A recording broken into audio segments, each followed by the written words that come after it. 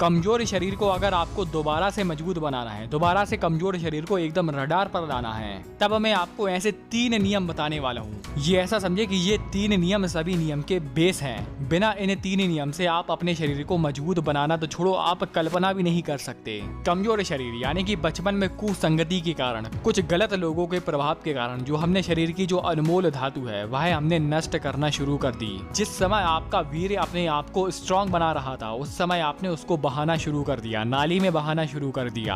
तो इसी चीज से जो कमजोरी आपके शरीर में आई है उसको दूर कैसे करें? सबसे पहला नियम है कि जिस चीज से कमजोरी आई है, यानी कि वीर नाश से कमजोरी आई है, तो आपको वीर नाश करना बंद करना होगा। मुझे ध्यान है कि कई लोग ये पूछते हैं कि हमने 10 साल से वीर नाश किया है, 10 साल तक हस्त मैथुन किया है, अब हमारे शरीर में कमजोरी आ गई है, तो उस कमजोरी को दूर कैसे करें? तो मेरा सबसे पहला जवाब रहता है कि जिस चीज से कमजोरी आई है उस चीज को करना ही छोड़ दें।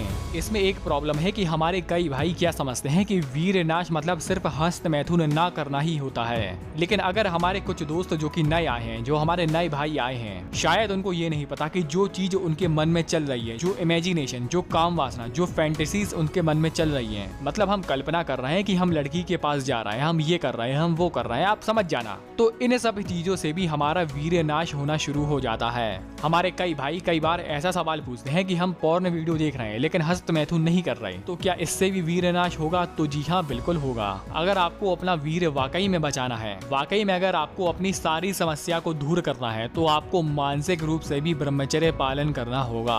मन से ही आपको अपने वीर की रक्षा करनी होगी। अब आगे बढ़ते हैं और जानते हैं दूसरे कारण के बारे में, जो है कि खाना ना पचाने वाली कुछ गलत आदत। ये मेरा अनुभव है कि मैंने अलग अलग व्यक्तियों को देखा है, मतलब जो व्यक्ति मेरे आस पास रहते हैं, मैंने ऐसा देखा है कि वो व्यक्ति एक तो चबाकर खाना नहीं खाते, और दूसरा है कि खाना खाने के बाद उल्टे सीधे सो जाते हैं, उल्टे सीधे बैठ जाते हैं, या खाना खाने के तुरंत बाद वो चलने लगते हैं। वैसे अगर इसके हटके देखें तो खाना खाने में अलग अलग व्यक्ति अलग अलग गलती करते हैं, यानी कि खाना वो मन लगाकर नहीं खाते।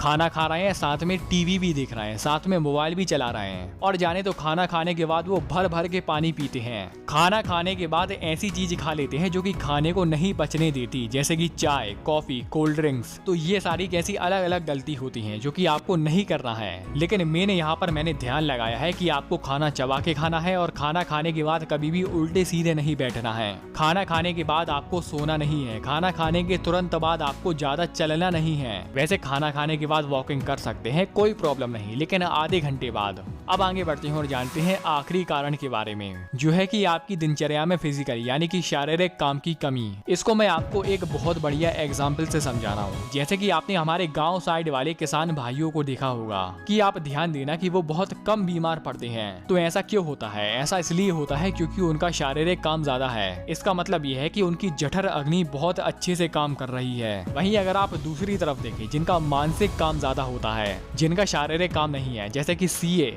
बैंक में जो काम करते हैं, जिनका कंप्यूटर वर्क होता है, उनका शारीरिक काम ज्यादा नहीं रहता। और आप ये भी देखना कि जो कंप्यूटर वाले काम हैं, जिनका शारीरिक काम ज्यादा नहीं रहता, उनको बीमारी भी बड़ी बड़ी होती है, जैसे कि कैंसर, हार्ट की बीमारी, छोटा मोटा काम करने में भी बहुत थक जाते हैं। वहीं अगर आप हमारे किसान भाइयों को देखें तो इनको अगर साल में कभी भी मौसमी बुखार आ जाए तो वही बहुत बड़ी बात है। तो दोस्तों, ये रही 3 ऐसे नियम। आपने वीडियो यहाँ तक देखी, आपका बहुत बहुत आभार, धन्यवाद।